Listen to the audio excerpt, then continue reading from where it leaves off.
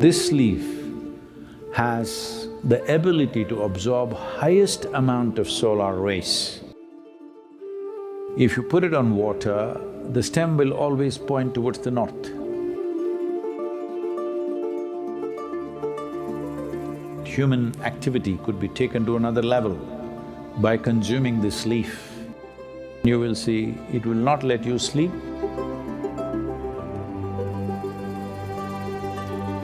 Its stem is so sensitive that it becomes a source of perception.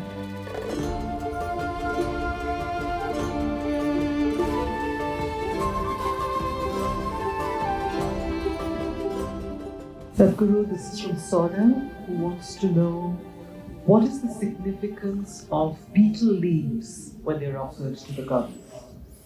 Oh, that means you didn't eat it. You know, people look at sooth on the betel leaf and tell future or read.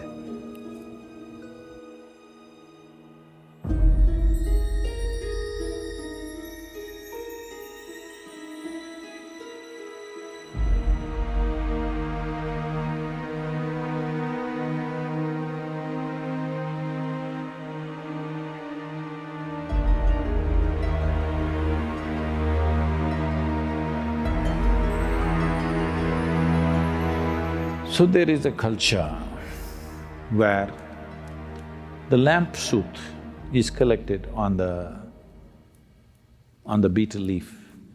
Maybe many of you don't know what is a betel leaf.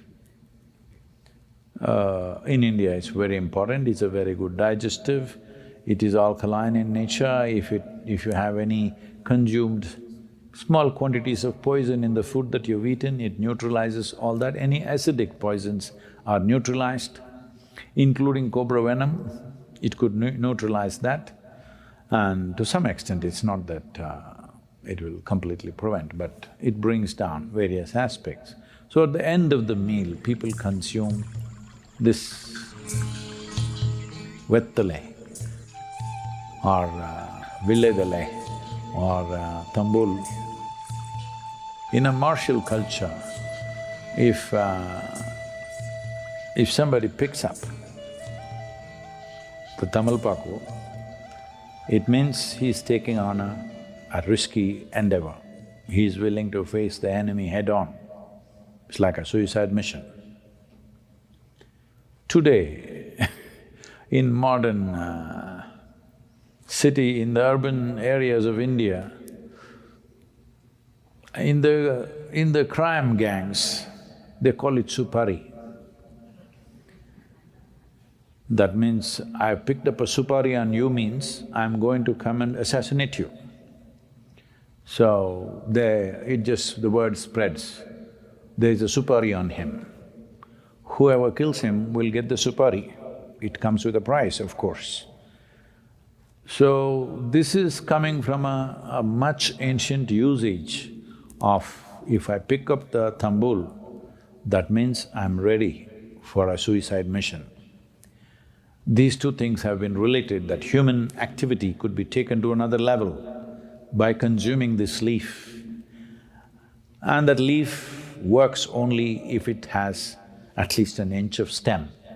If you cut it close, it doesn't have the same thing. This leaf, I know almost any leaf can be used, but this particular leaf, if you put it on water, the stem will always point towards the north. You know this? If you put it in the water, in still water, it'll naturally turn this way and point to the north. So if you're lost in the forest, you have a tamalpaku with you, you put it there in the water, it shows you which way is north. Once you know north, you know all the other directions, I believe.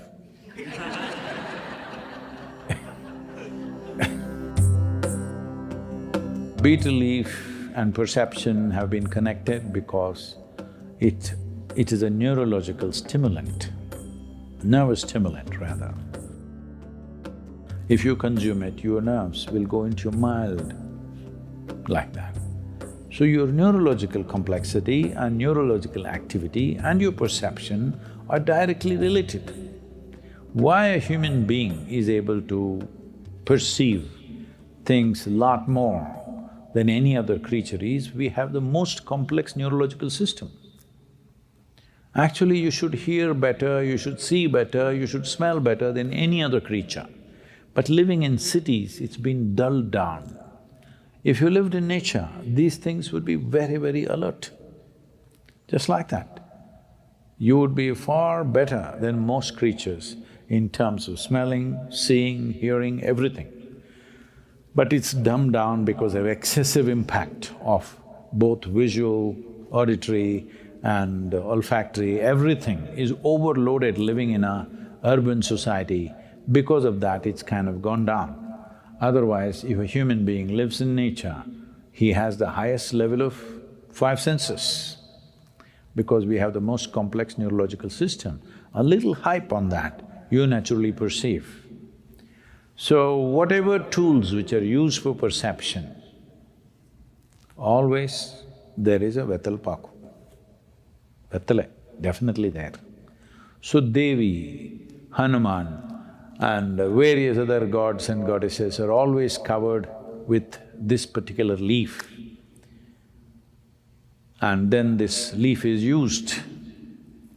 See, anything that touches anything leaves a certain imprint. Right now you're sitting here. If we bring your dog after you're gone, he knows where you were sitting, yes or no? No, I'm not saying you're that smelly, but a dog would find out, isn't it, where you have been sitting? It'll not get confused. It will know where you were sitting. That means you left something. So any contact, you always leave something and take something. This is what we call as runanubandha. This is why a yogi who wants to grow, a yogi who wants to not get confused with different types of imprints, usually avoids physical contact. And if you try to shake his hands, he does this, because unnecessary contact is not necessary. Simply, it'll confuse your perception. Depends what you wish to do. If you are desperate for human contact, then whoever you see, you go grab them, you grab them. But if you're fine within you, you're looking how to enhance this life, then you want to minimize the contact, because too much contact will cause aberrations in your ability to see life the way it is. Now, Velle Paku or Vettale particularly enhances that. So anything connected with Devi always is related to Vettale. This is strange for, because many Indians fight with this because they don't know what it is. So they think they must place the leaf, the point towards the goddess. No, always the stem towards the goddess.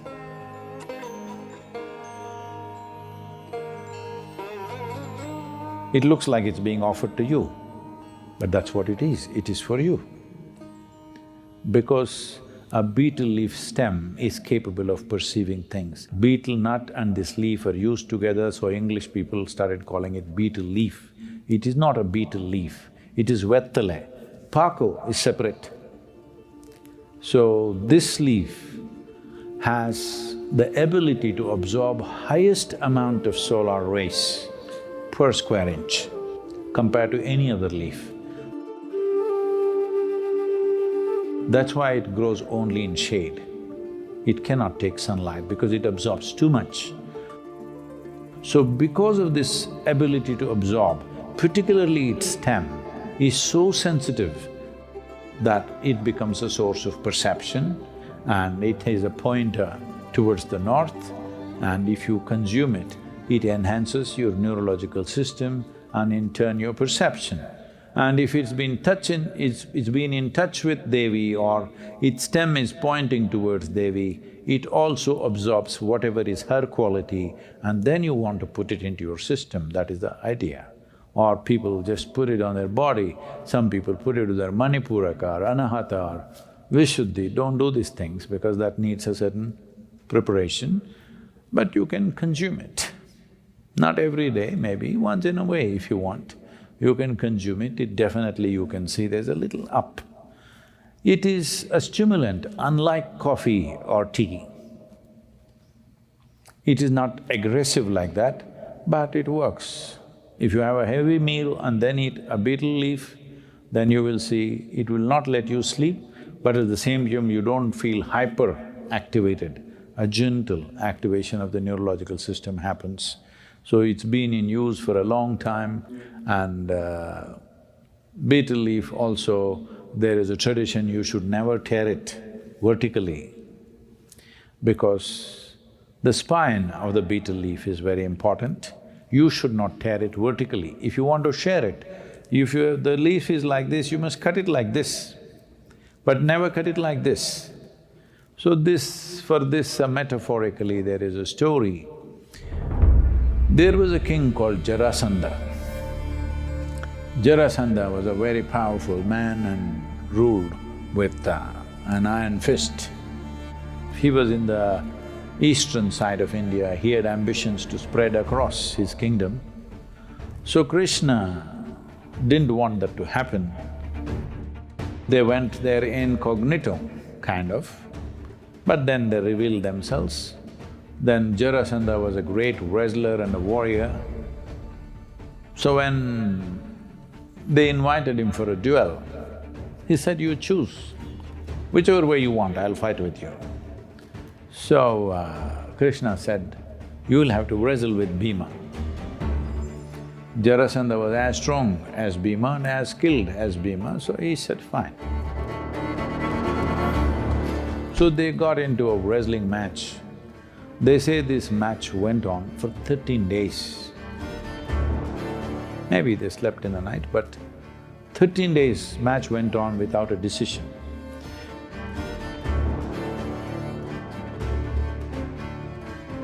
Both were absolutely exhausted. They could barely stand up. Both were so exhausted, but nobody was defeated. Then Krishna just sat there looking at Jarasandha, whatever you do, the guy doesn't die. What is it? He looked at it. Then he saw that he had a boon. Unless he's torn into two pieces, he will not die. So Krishna was sitting there eating betel leaf and nut. He took a betel leaf. Out of sheer frustration, Bhima looked at him, what am I supposed to do? I'm finished. That guy is not dying, I won't give up. It's going on endlessly, what to do? Krishna took the betel leaf and split it vertically.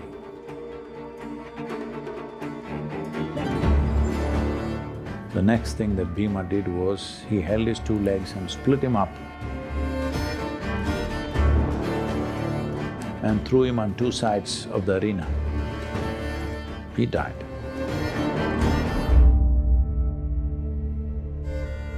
So, splitting the Vettale in vertically is a wrong thing to do in the homes. It's never done that if you want to share it, you always break it in half like this, because probably this is just a story to tell you, but the important thing is, the most important part of the leaf is the spine.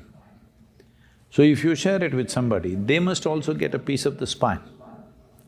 If you tear it this way, you may get it or they may get it. Both will not get it. So when you break it like this, both will get the spine and the stem in some way.